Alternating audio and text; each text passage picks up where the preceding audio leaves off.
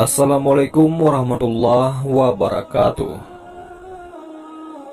Sayyidina Hasan dan Sayyidina Husain merupakan cucu Rasulullah Sallallahu Alaihi Wasallam, anak dari putri bungsunya yang paling disayangi, yakni Sayyidatuna Fatimah Az-Zahra dengan menantunya Sayyidina Ali bin Abi Thalib.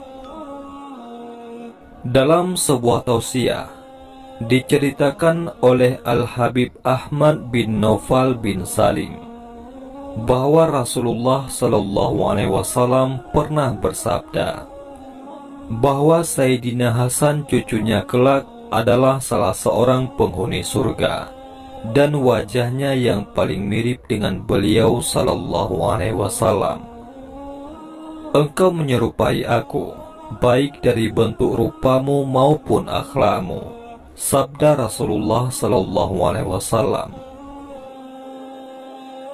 Bahkan Sayyidina Ali bin Abi Thalib sendiri pernah berkata, Hasan menyerupai Rasulullah Sallallahu Alaihi Wasallam dari dada sampai ke kepala, sedangkan Husain menyerupai Rasulullah Sallallahu Alaihi Wasallam di bagian-bagian lainnya, yakni dari dada sampai ke bawah. Mengetahui hal itu, pada suatu hari Sayyidina Husain kecil menangis dan datang menemui ibunya, yaitu Sayyidah Fatimah.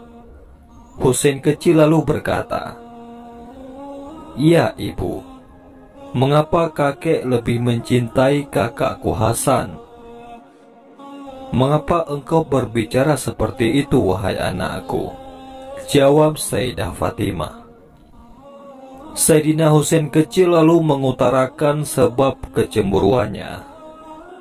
Kakek sering mencium kakak Hasan di bibirnya, sedangkan aku, kakek hanya menciumku di leher. Kemudian Sayyidah Fatimah membawa Sayyidina Husain kecil kepada kakek mereka, yaitu Nabi kita Muhammad Sallallahu Alaihi Wasallam, dan menceritakan kecemburuan cucunya Husain.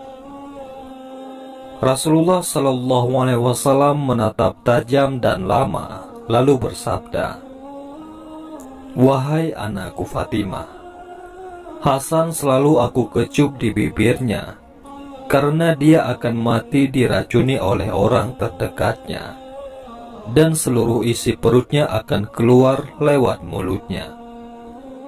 Sedangkan engkau Husain," Rasulullah Sallallahu Alaihi Wasallam sejurus menatap Husain kecil, cucunya lama sekali.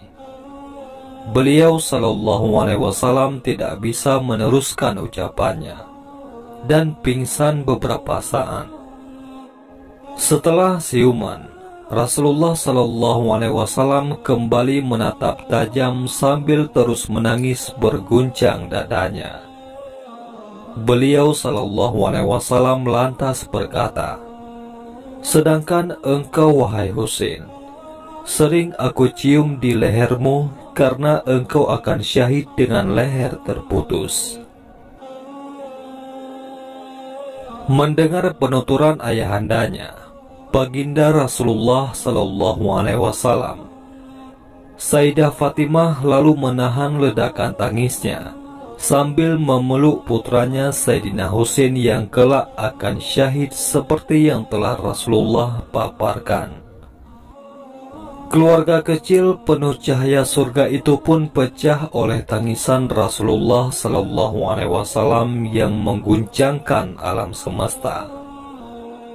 Sejarah akhirnya mencatat apa yang disabdakan Rasulullah Sallallahu Alaihi Wasallam. Setelah beliau wafat, Sayyidina Husain cucu Rasulullah Sallallahu Alaihi Wasallam syahid dengan kepala terputus dari tubuhnya dalam pertempuran di padang Karbala melawan pasukan Ubaidillah bin Ziyad.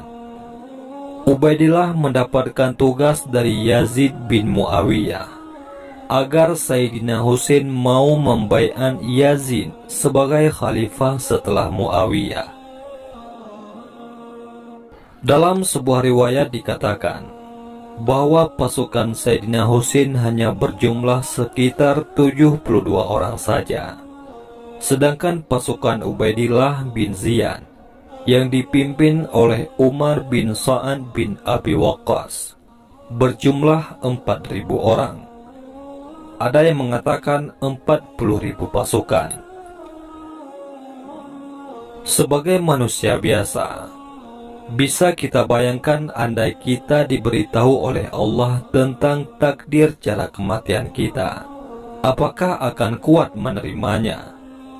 Sedangkan Rasulullah SAW saja sampai pingsan karena sudah diberitahu kronologi kematian cucu-cucunya. Ya Allah biha, Ya Allah biha, Ya Allah bihusnil khatimah. Ya Allah, bila tiba saatnya bagi kami, matikanlah kami dalam keadaan husnul khatimah. Amin ya Rabbal Alamin. Mudah-mudahan bermanfaat. Assalamualaikum warahmatullahi wabarakatuh.